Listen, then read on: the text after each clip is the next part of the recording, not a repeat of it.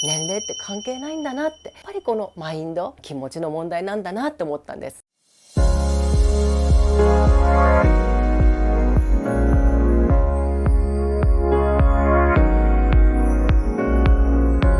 はい、皆様こんにちは。大福まめこです。いつもご視聴ありがとうございます。今回は自分の髪を愛すると幸運が舞い込んでくるというお話をしようと思います。またね、雑談風の気楽なおしゃべりなので、どうぞ最後まで楽しんでいってください。グッドボタンとチャンネル登録、そして通知のベルボタンもよろしくお願いいたします。各種 SNS もフォローよろしくお願いいたします。はい、では今回は自分の髪を愛すると幸運が舞い込んでくるというお話です。今回はね、美容のお話なんですけど、私のねコメント欄に時々美容に関するご質問いただくんですよね。で、運気アップとかね、引き寄せの法則、スピリチュアルと美容って結構関係が深いって私は思うんですよね。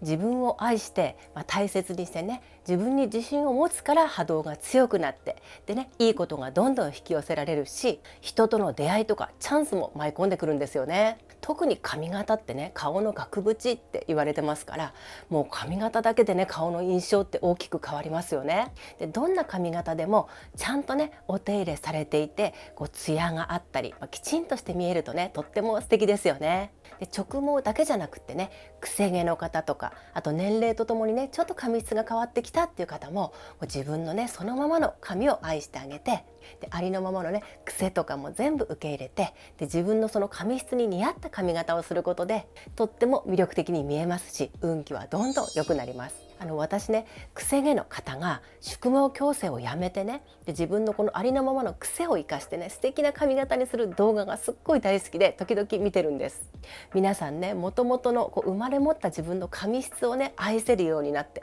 とっても嬉しそうな様子がね、すっごい素敵なんですよ。でね、私のコメント欄でも、私のね髪色とか、髪質、髪型とかでね、ちょっとお褒めのコメントをいただいたりして、で、今回ねちょっと白髪についてのご質問をいただいたので、お答えしてみようかなと思いました。私とね同年代の方々、皆さんねこの白髪問題気になってますよね。で、50代前半の女性からのご質問だったんですけど、白髪がちらほら出てきたそうなんですね。で、今は黒髪のストレートロングなんだけど、カラーだと、普通のねヘアカラーだと染まらないかなって。でも白髪染めだと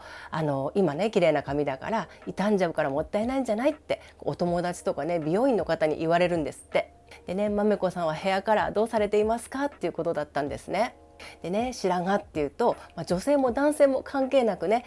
ある一定のね年齢以上の方だと、やっぱりお悩みになっている方も多いと思うので、お話ししてみようと思ったんです。と、私はね年齢の割には割と白髪少ない方だって言われるんですね。でもてっぺんとかね、この生え際のあたりとかにちょっとねパラパラ出てきたんですよ。50歳過ぎた頃からですかね。それまでね本当に白髪なかったんですけど、やっぱりねまばらにあるような感じですね。で、私は美容院でね3ヶ月に1回、イルミナカラーっていう薬剤で染めてもらっています。で、これねおしゃれ染めなんですけど、白髪も染まるんですね。でね、ツヤと透明感がね出るタイプのやつで、白髪をねなんかぼかすタイプで染めるらしくって、退色してもあんまりねこの差が目立たないらしいんですね。で、普通の白髪染めってねやっぱり色が暗いので、一回黒くしちゃうと明るくってできないみたいなんですね。で、なので、まだねそのイルミナカラーでちょっと明るめの、カラーリングにしています。でね、色味なんですけど、私ね赤っぽくなるのが好きじゃないので、どっちかっていうと黄色味なのかな、焦げ茶っていう、本当にマットな焦げ茶っていう感じの色にしてもらっています。で、夏場だとねやっぱり退色が早いので、もう日差しに当たるでしょ。で、髪が日焼けしちゃってね色あせが早くなるので、普通よりちょっと暗めの色にしてもらってるかな。で、その方がね白髪も目立ちにくいのでそうしてもらっています。で、3ヶ月に1回は、美容院でねイルミナカラーで染めて、で、1ヶ月半ぐらいかな、2ヶ月までいかないぐらいすると、やっぱりちょっとねぴょんぴょんって白髪が出てくるんですよ。で、目立ってくるんですね。で、そしたら自分でねこの、根元だけ、ピンポイントで、その目立つところだけ市販のね白髪染め、ブラシでシューって出してね、自分で手軽に塗れるタイプの白髪染めを使って、自分でね、1ヶ月半か2ヶ月に1回染めて、でその後また目立ってきた頃に美容院に行くっていう感じです。でね、ちょっとだけ目立つ、もう1本だけ目立つっていう白髪あるじゃないですか。でそういうのはこのプリオールのね、なんかこういうちょっと汚いけどこういうのでちょこちょこっと塗ってね、こういうねこ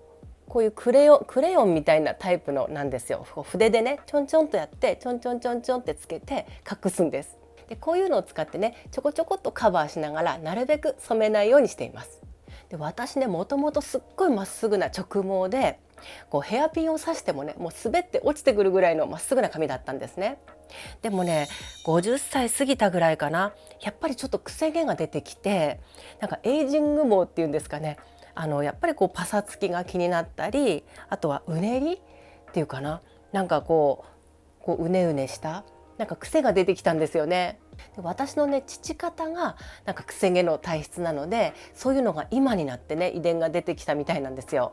やっぱりね50歳を過ぎると体質って変わってくるんだなって思います。でね、さっきなるべく髪を染めないようにしてるって言ったじゃないですか。でなんでそうしてるかっていうと、私の母がね昔40代半ばぐらいかな、すごい白髪が目立ってきて、ですっごい気にしてたんですよ。でそれでね白髪が生えてくると私にね抜いて抜いてって言って抜かせたり、あと自分でね市販のヘアカラーを使ってもう2週間に1回ぐらい染めてたんじゃないんですかね。結構ね頻繁に毛染めしてたんですよ、自分でね、お風呂場でね。でそしたらすっごい髪の毛が傷んじゃって、美容院でねパーマをかけたりカラーリングしたりするともう髪の毛が溶けちゃうんですって。でね髪の毛も薄くなっちゃって、私にね抜かせたり自分で抜いたりしてたからでしょうね。もう地肌がもう見えるほどスッカスカになっちゃって、ものすごい薄毛になったんですよ。でね、いろんな育毛剤使ったり、あとはねカラートリートメントとかも使ってみたんだけど、もう全然回復しなくてね、もう半ば諦めモードだったんですね。で黒いさ粉トントントントンって振って髪の毛を増やして見せるやつあるじゃないですか。もうあれが手放せなかったんですね、母がね。でね、母から本当にね髪の毛はなるべく染めない方がいいよって言われてたので、私もなるべく染めないようにしてるんです。でこれをねスピリチュアルの観点で見るとね、やっぱりこの母の行動っていうのはなんか自分のねその加齢っていうものに対してすごく抗ってたし、やっぱり人目を気にしたりして自分のねありのままの姿を愛せていなかったからなんじゃないかなと思うんですよ。髪がね、自分の髪がすごく悲鳴を上げてるのにね、それに目を向けないで、自分のね人から見た目がどうかとかっていうことをすごく気にして、やっぱり自己犠牲をしちゃってたんじゃないかなと思います。ですからやっぱりね自分の体の声に耳を傾けたり、あとありのままのね自分を受け入れるってすごく大事だなと思うんです。でもねその母の髪の毛が今ね復活してきてるんですよ。で今ね母は70代後半なんですけど、髪がねちょっとふさふさしてきて根元が目立たないんですよ。でね、どうして復活できたのかっていうと、すごくいい美容師さんに出会ったんですよね。でその美容師さんって90代の方でバリバリの現役なんですよ。でもね年齢の高い女性の髪のことを知り尽くしててね、やっぱ大ベテランなので、全然欲がなくってね、母がねそろそろ髪の毛染めようかなと思っていくと、いやまだ早いわって、髪の毛が傷むからもうちょっと我慢しなさいとかって言うんですって。染めた方がねお金が入るのに、やっぱり母のね髪の毛のことを一番に考えてくださるんですね。でやっぱりね母が自分をね大切にし始めたことで、やっぱりそういういい出会いがあって、で自分のね髪の毛も復活してくるっていうね、すごくいいサイクルになったんですよ。でね髪の毛もふわっとボリュームが出て見えるようなカットもね工夫してくださったり、パーマ液もねなるべく髪が傷まないようなパーマ液をねしてくださったりとか、すごく親身になってくださるんですって。で母がね一時本当に自分のね髪の毛が薄いのをね気にして、もう外に出たくないっていうぐらい落ち込んでたのに、髪の毛がねふさふさになってきて、ですからね本当に精神的にもすごく良かったんですよ。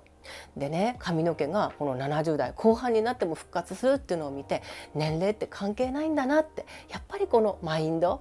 気持ちの問題なんだなって思ったんです。だからね、母を見ていてもやっぱり年齢を気にするんじゃなくって、ありのままを受け入れていく。でそしてね華麗に抗うんじゃなくってありのままの自分をね受け入れて綺麗に見せることを楽しんで工夫しながらふわっと風に乗るようにねしなやかにでその年齢のねエイジングの癖を生かしながらやっぱり綺麗に見せる工夫をね楽しんでいくことでいい運気が引き寄せられるんだなって思いました。でね私もね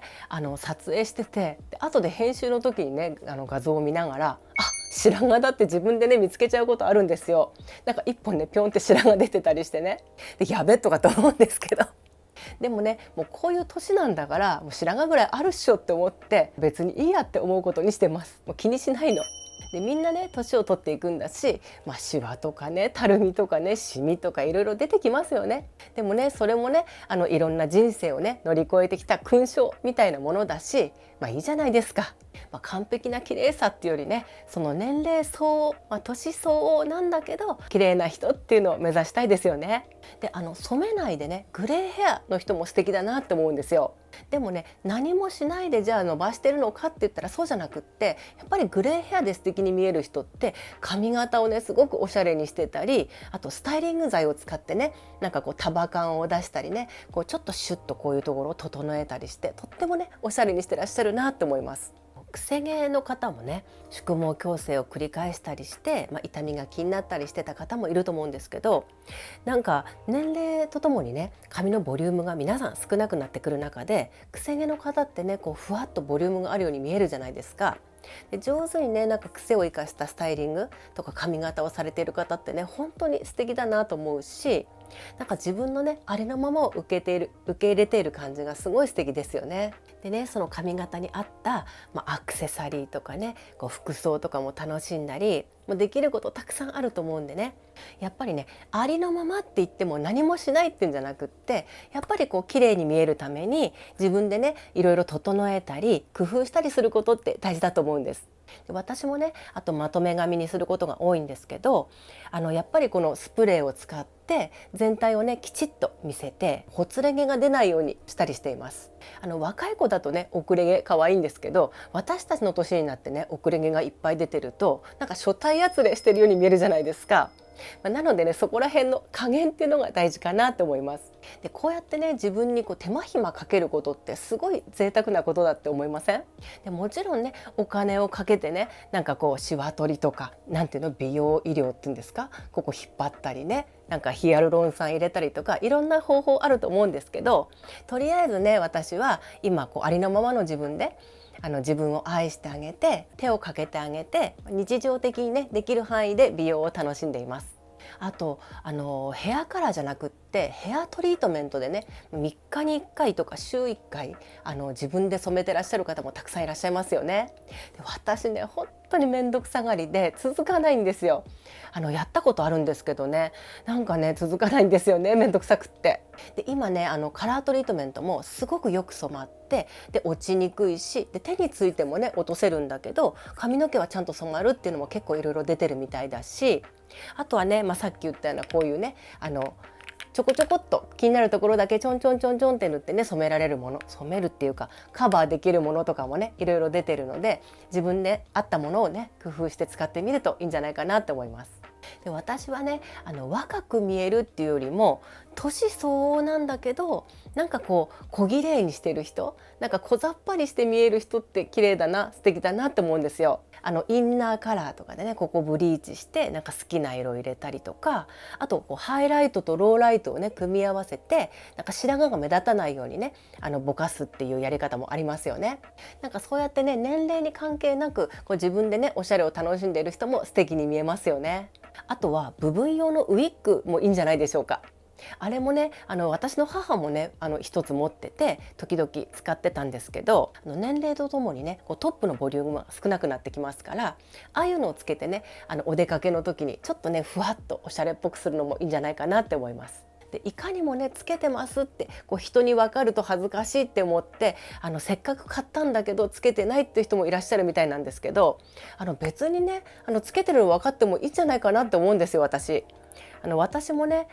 出かけてて電車とかバスとか乗り物乗っててやっぱりウィッグつけてる人を見ることあるんですけど、よく見ないとねわからないですし、でつけてるのが分かっても、あ、この人は自分のおしゃれにね気を使ってる方なんだな、素敵だなって思うんですよ。ですからバレると恥ずかしいとかって思うことないんじゃないかなって思います。もう今ね本当にたくさんいらっしゃいますよ。でもしね人にね何か言われたら「うん」って薄くなったからつけてるのって言えばいいと思います。とにかく自分でね鏡を見た時に自分に満足してね、よし今日もいけてるって思えたらね幸せじゃないですか。男性の方もね薄毛治療もいろいろありますよね。で気になる方はねやってみるのもいいと思うんですけど、私ね薄い方がもう一気にね剃っちゃってもうツルツルにしてるんだけど、もう堂々としてねすっごいおしゃれな服装の方とかもいらっしゃるじゃないですか。ああいうのなんか潔くてかっこいいなって思いますね。遥か彼方師匠みたいにね薄いのをねすごい大事に大事にしてね流してらっしゃる方もいますけど、師匠みたいにねそれが気に入ってて、それでね自信満々な感じだったらそれは素敵なんですけど、なんか隠そうとしてたり残り少ない髪の毛になんか執着して、なんか切れないんだ、なんとかしたいっていうネガティブな感じよりは、なんかもういっそのことサクッとカットしちゃって剃っちゃってさっぱりした方がなんか潔くて、私は男らしくてかっこいいなって思います。で私最初の方で言いましたけど、やっぱり年齢とともにねちょっと癖が出てきたので、私もねなるべくさっぱり見えるように髪の毛まとめ髪にすることが多いです。で昔はねショートにしてたこともあるんですけど、最近はね長めが気に入ってて、夏とかね暑い時はまとめ髪にして、で秋冬はちょっと下ろしてね巻き髪にしたりするのが今好きです。あとはね女性でもなんか40代後半とか50歳過ぎたら、なんかロングだと恥ずかしいっていうか、年がいもなくっていう風に気にされる方がいるみたいなんですけど、私ねその人に似合ってればどんな髪型でもいいと思うんですね。さっき言ったねインナーカラーにしたり、髪の毛ブリーチにしたりしてもいいし、もちろんショートヘアもかっこいいんだけど、ロングでもねその人に似合ってればいいと思うし、なんかあんまりね人がこう言うからとか、人にこう見られると恥ずかしいとかってあんまり考えなくていいんじゃないかなって私は思います。自分がね気に入ってる髪型にして、鏡を見た時にね自分でハッピーになれればそれでいいんじゃないでしょうか。草笛光子さんなんてね白髪でねふわっとボリュームがあってかっこいいですよね。本当にフランスのね女優さんみたいですっごい素敵だなと思いますし、あと夏木マリさんとかもねなんかパンキッシュなねパッとしたショートにしてねここを刈り上げちゃったりして、ああいうのもねかっこいいですよね。だからね私もこれからどういう髪型にしようかなってね、いつもね髪型のカタログとか見て考えたりしています。で私はねそのうち毛染めしょっちゅうしたりしなきゃいけないと、やっぱり髪の毛短い方が楽なんだろうし、多分ねそのうちショートとか短めにすると思うんですけど、今まだロングでも問題ないのでロングにしています。やっぱりねこの年齢による髪の変化ってすごく目立つじゃないですか。でその変化を受け入れて、そして毎日ね工夫しながら楽しんでいる人はやっぱり波動がね高くて強くなっているので、とっても魅力的に見えます。で自信がある人って光を放っていますから、神様にもね見つけてもらいやすいですし、運もやっぱりいいですよね。加齢をありのまま受け入れてでね、自分が自分らしくいられるように毎日ね工夫しながらおしゃれを楽しんで、自分の髪を愛して大切にしてあげてほしいなって思います。はい、いかがだったでしょうか。今回はコメント欄でね美容、髪の毛、白髪についてのねご質問をいただいたのでお答えしてみました。皆さんね、早い方は30代、50代とかなってくるとやっぱりさすがにね白髪ちらほら出てきたり、本当に生え際からね白髪で困ってらっしゃる方もいると思うんですけど、今のね自分の加齢になるべく抗わないで、その上手に付き合うっていうのかな、なるべくその年その年のね状態に合わせたおしゃれ、いろいろね工夫して楽しんでいけたらいいなと思います。では今回のお話が良かったと思われた方はグッドボタンとチャンネル登録、そして通知のベルボタンもよろしくお願いいたします。それではまた次回もお楽しみに。